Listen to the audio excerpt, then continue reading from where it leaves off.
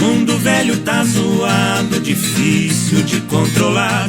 O povo perdeu a trilha, não sabe como voltar. Nem a fé existe mais, é um bando de arribada que corre sem direção e pisa no próprio irmão numa ganância danada.